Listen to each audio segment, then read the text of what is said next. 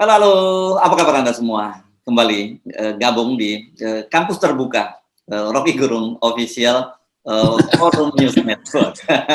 Memang kita dedikasikan untuk itu ya, Bung Rocky, saya kira ya. Ini tiap hari kita update berbagai persoalan, tapi kemudian kita tarikan ke konteksnya secara akademis juga. Gitu. Ya, ini public policy itu kan selalu ada pakemnya tuh, yaitu social policy. Public policy itu tukar tambah politik. Jadi kebijakan publik itu diselesaikan di DPR, tukar tambah politik. Tapi kalau public policy sebagai tukar tambah politik kebijakan tidak memperhatikan social policy yang adalah hak publik, itu berantakan public policy-nya kan. Ya. Ujung dari public policy adalah untuk menyelenggarakan social policy. Kebijakan sosial itu nggak mungkin ditukar tambah loh. Dan itu yang kita inginkan, pemerintah tahu bahwa rakyat itu mengontrol terus public policy. Nggak pernah ada public policy yang final kalau ternyata social policy-nya berantakan tuh. Ya. Itu yang terjadi dalam banyak kasus soal soal gagal ginjal juga misalnya, kan itu public policy, tetapi rakyat menuntut keterbukaan, itu namanya social policy. Nah, seringkali pemerintah melakukan public policy tanpa memperhitungkan social policy.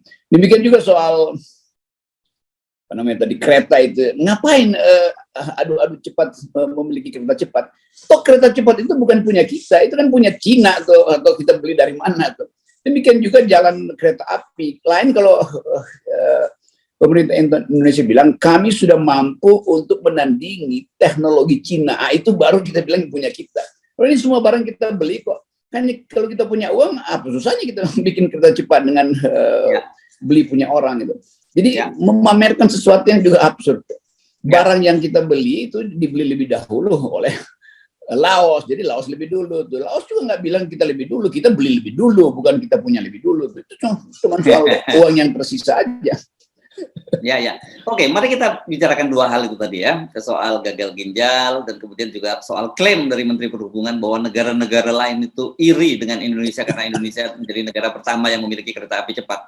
Nah, soal gagal ginjal kita mulai ya, karena ini angkanya itu orang mungkin nggak terlalu perhatian karena tidak terjadi bersamaan. Ini angkanya lebih tinggi dari Kanjuruhan, Bung Rocky ya. Kalau di Kanjuruhan 135 orang dan kemudian 145 sementara gagal ginjal ini sudah tembus 145 orang. 145 balita lah kita belum sebut sebagai kalau orang itu mungkin yang dewasa kita sebut itu ya. Nah, tetapi ini kan sama-sama mengerikan dan kemarin Anda singgung harusnya yang begini-begini Komnas HAM juga masuk dong. Jangan hanya sibuk urusan Kanjuruhan. Tapi ternyata sekarang saya nggak tahu kita nggak mau mengklaim juga apakah dia mendengar pernyataan Anda atau apa. Tapi sekarang Komnas HAM udah mulai masuk ke masalah ini, ke gagal ginjal ini. Iya, dia nggak dengar FNN, yang penting kita tahu akhirnya Komnas HAM mengerti bahwa ini persoalan human rights, ini bukan sekedar persoalan kimia yang salah dipasang, ini bukan sekedar perselisihan kebijakan antara BPOM dan Departemen Kesehatan, tetapi hak kita rakyat untuk memperoleh kesehatan di atas segala-galanya itu.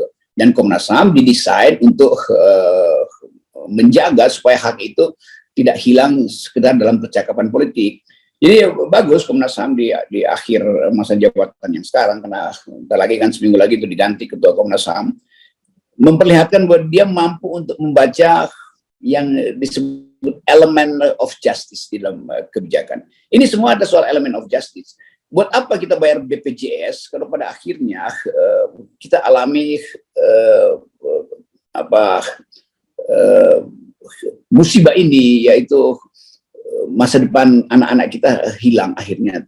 Dan itu mesti dikaitkan dengan seluruh grand strategi dari Presiden Jokowi yang ingin melihat anak-anak Indonesia ini 2045 betul-betul jadi dividen demografi itu. Nah, sekarang dividennya udah hilang itu. Kenapa? Karena investasinya nggak ada. Kan investasi pertama dalam kesehatan adalah lakukan SOP yang betul-betul detail gitu. Sama seperti sebelum menerbangkan pesawat itu seluruh perlengkapan instrumen itu diuji ulang gitu. Itu juga harus dilakukan di wilayah kesehatan, bahkan harus melebihi dari kecanggihan perawatan pesawat kan. Karena ini soal generasi ini adalah pesawat Indonesia masa depan. Dan kalau dia hilang hari ini hanya karena kekonyolan SOP dari pemerintah, itu artinya kita minta pertanggungjawaban negara. Jadi sekali lagi Komnas HAM tuntut pertanggungjawaban negara. Kenapa menghilangkan nyawa pesawat-pesawat kita, yaitu generasi muda untuk masa depan? Dia nggak bisa terbang lagi untuk memenuhi dividen demografi yang dibayangkan di 2045 itu. Ini bukan soal kecil, soal kesalahan teknis. Ini soal kebijakan yang tidak mampu untuk melindungi kesehatan bangsa ini.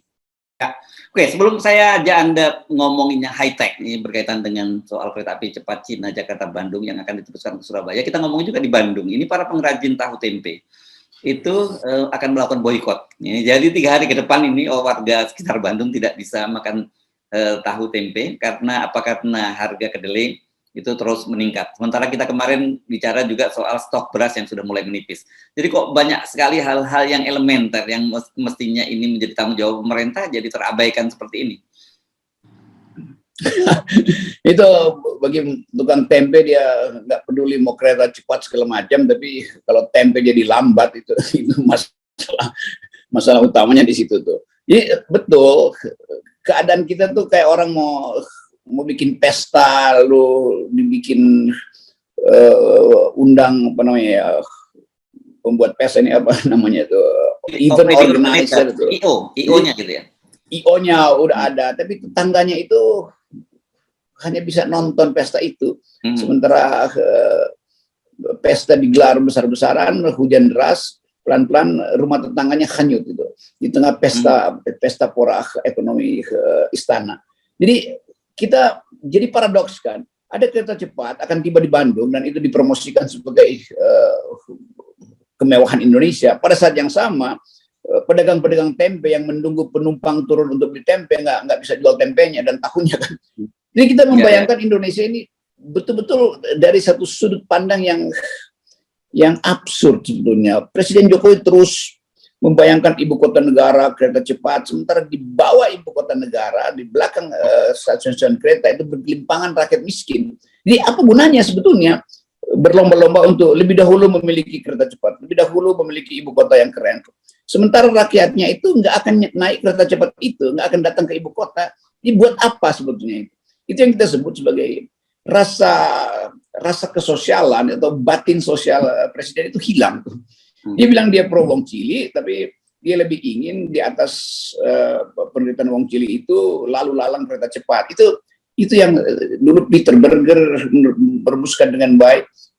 Raja-raja itu bikin piramida, padahal di dasar piramida itu adalah bergelimpangan tulang belulang dari mereka yang dipaksa untuk membangun piramida. Itu perumpamannya kira-kira begitu, kalau dipahami perumpamannya. Ya. Nah, oke, mending kalau betul itu klaim itu betul gitu ya. Karena ini kan konteksnya begini, ternyata ini Budi Karya Sumadi menyatakan bahwa ini setelah selesai kereta api cepat ini akan Jakarta Bandung akan diteruskan ke Surabaya, begitu ya.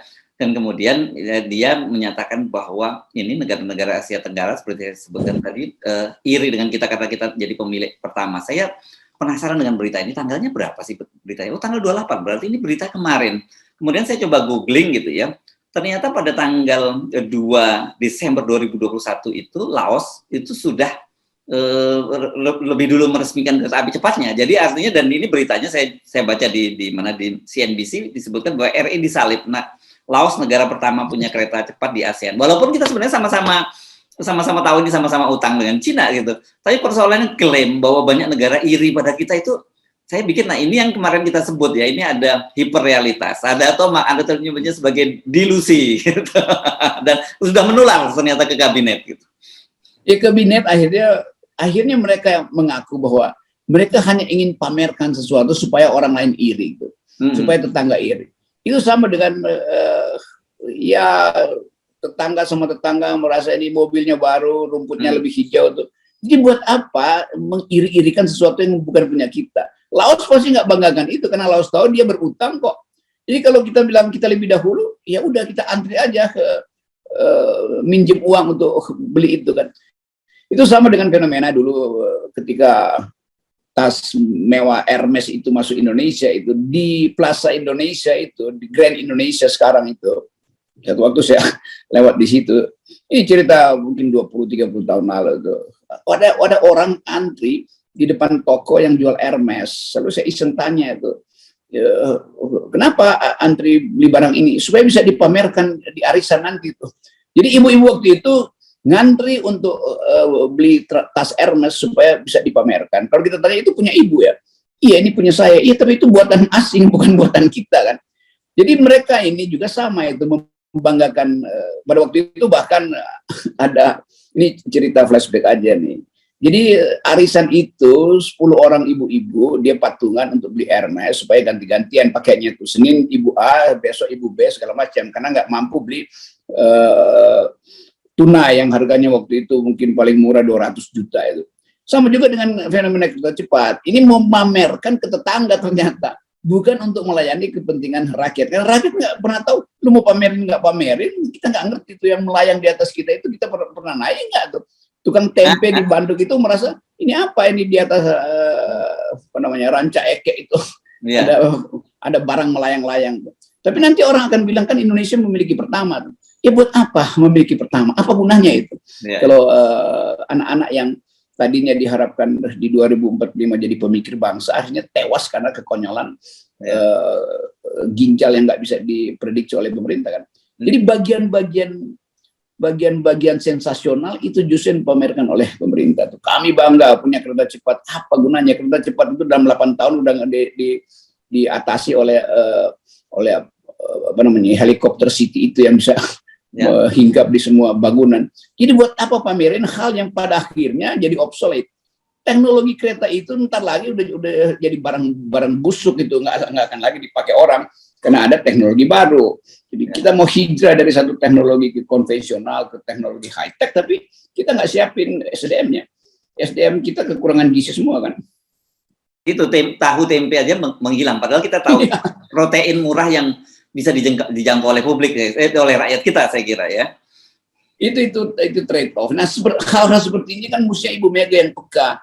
Karena Bung Karno nggak pernah berpikir teknologi tinggi sebelum rakyatnya mampu untuk membeli tahu dan tempe. Selama wong cilik masih disebut marhaen, itu nggak ada gunanya. Bandung itu akan dilewati oleh kereta api super cepat yang kita hutang.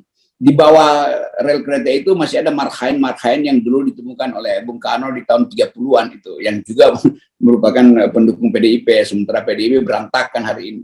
Jadi banyak kekonyolan yang kita lihat hari-hari ini hanya karena ambisi yang ambisi palsu sebetulnya ya. Mau showcase, namanya showcase, pamerin kita punya kereta cepat. Sama Bung Karno dulu pamerin kita punya Monas, padahal Monas itu emas di atasnya itu sumbangan dari rakyat, tapi lebih baik disumbangin rakyat daripada berhutang pada Cina yang nantinya akan ambil alih rel kereta itu kalau kita nggak bisa bayar.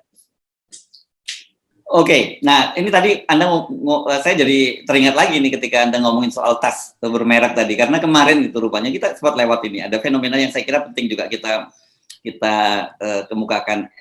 Ini heboh di kalangan netizen, katanya jaksa penuntut Putri Chandrawati itu menggunakan tas mewah, ya mereknya Fendi. Rupanya dia tahu kalau Ibu Chandrawati kan koleksi tas Putri Chandrawati kan koleksi tas mewahnya banyak gitu.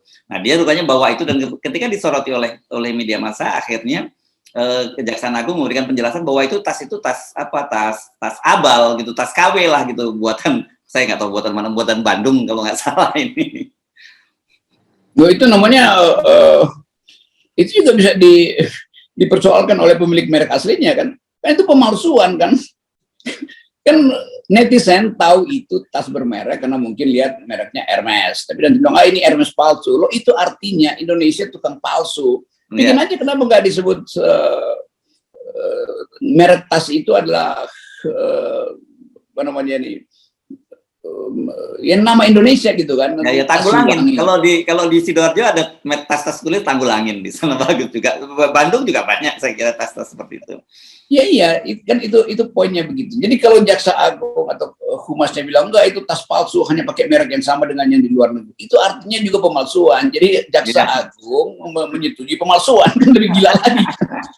Jadi konyol, dua-duanya konyol. Ini kebetulan tasnya kalau nggak salah disebutnya mereknya Fendi. Ini harganya berapa puluh juta, puluhan juta juga harganya begitu. Jadi ini konyol semua, dia pakai asli juga, ini jadi persoalan karena bagaimana mungkin jaksa yang pegawai negeri gitu menggunakan barang yang mahal-mahal begitu, kalau toh kemudian diakui palsu itu juga persoalan juga gitu.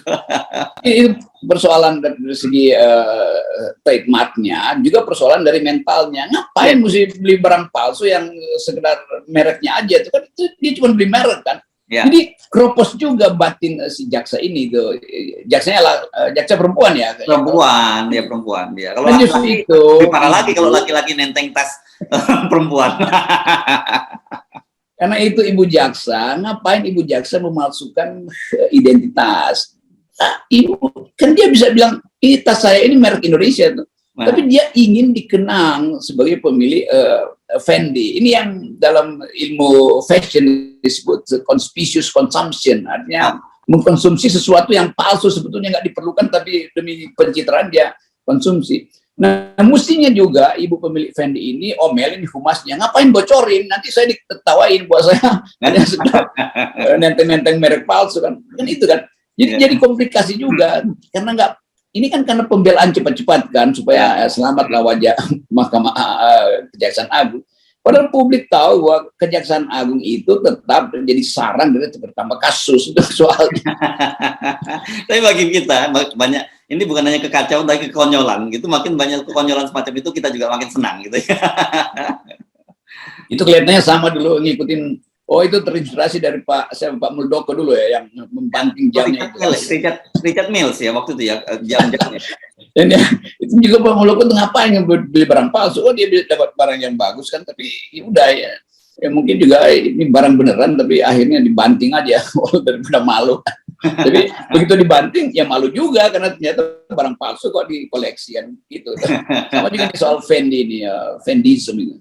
Ya, oke, baik, terima kasih Bung Rocky. Tetap 0% ya buat kita. Ya, sebelum kita makin konyol dalam peradaban. Tidak ada kepalsuan dan tidak ada kekonyolan dalam 0%. Gitu ya. Balikkan semua pada 0% itu. Kesederhanaan juga. Oke. Thank you. Sip.